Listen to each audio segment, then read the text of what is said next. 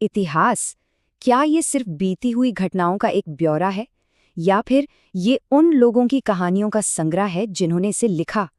आज हम इसी सवाल की गहराई में उतरेंगे और इसके लिए हम भारत में सती प्रथा के विवादास्पद और जटिल मामले की पड़ताल करेंगे। ये एक ऐसा सवाल है जिसने इतिहासकारों और समाज सुधारकों को सदियों तक उलझाए रखा। एक तरफ इसे पतिव्रता धर्म और भक्ति का सबसे बड़ा प्रमाण माना जाता था, तो दूसरी तरफ इसे एक बर्बर और क्रूर हत्या के रूप में देखा जाता था। तो फिर सच आखिर है क्या? तो हम इस पहेली को सुलझाएं कैसे? देखिए, हम सिर्फ कोई एक पक्ष नहीं चुन सकते।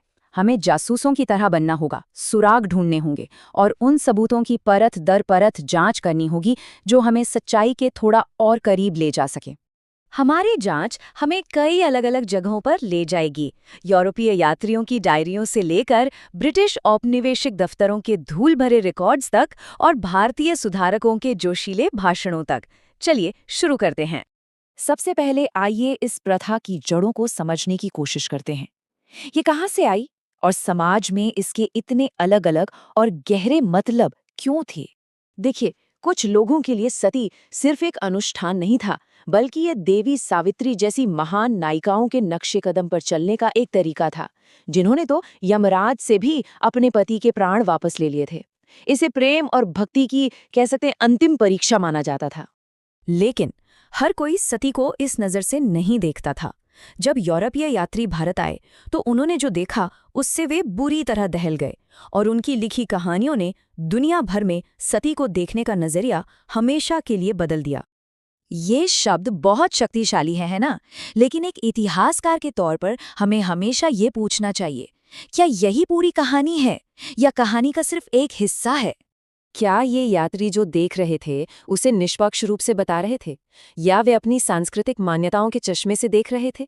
क्या वे एक विदेशी और बर्बर भारत की एक ऐसी छवि बना रहे थे जो उनके अपने देश में दर्शकों को आकर्षित करेगी? अब अपनी जांच में एक बहुत ही अलग तरह के सबूत की ओर मुड़ते हैं। हम यात्रियों की भावुक, सनसनीखेज कहानियों को पीछे छोड़कर ब्रिटिश औपनिवेशिक सरकार के ठंडे, कठोर तथ्यों और आंकड़ों में गोता लगाएंगे।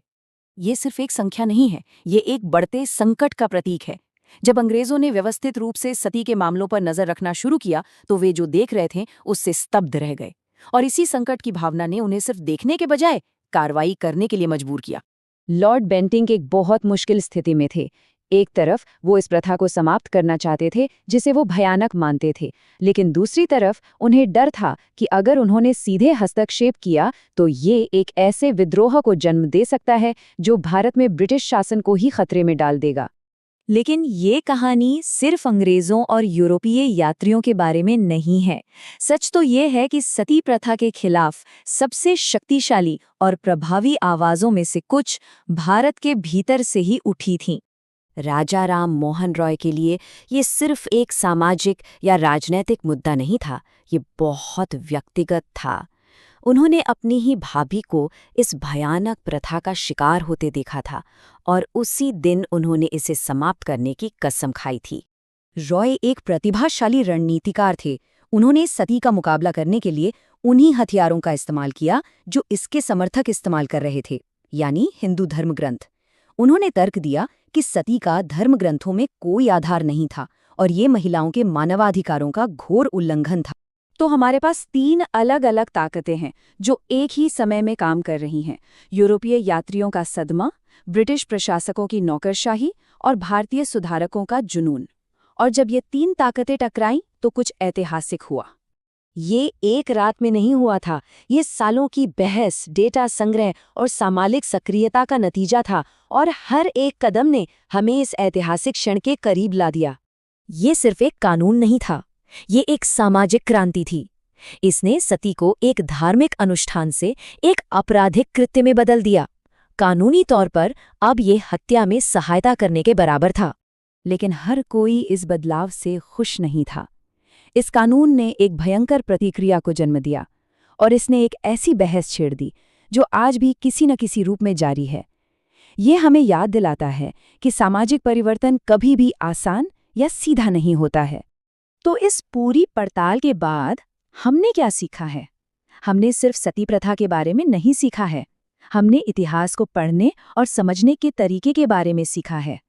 हमने एक इतिहासकार की तरह सोचना सीखा है। जब हम बर्नियर के विवरण को पढ़ते हैं तो हम लेखक के उद्देश्य पर सवाल उठाते हैं। जब हम बेंटिंग के मेमो को देखते हैं तो हम उसकी कानूनी और राजनीतिक भाषा का विश्लेषण करते हैं। और जब हम रॉय के तर्कों को पढ़ते हैं तो हम उनकी तुलना अन्य स्रोतों से करते हैं। यही वे उपकरण हैं जो हमें अतीत को बेहतर ढंग से समझने में मदद करते हैं। सती प्रथा का मामला हमें याद दिलाता है कि इतिहास कभी भी सीधा या सरल नहीं होता। ये हमेशा जटिल, विवादास्पद और गहराई से मानवीय होता है।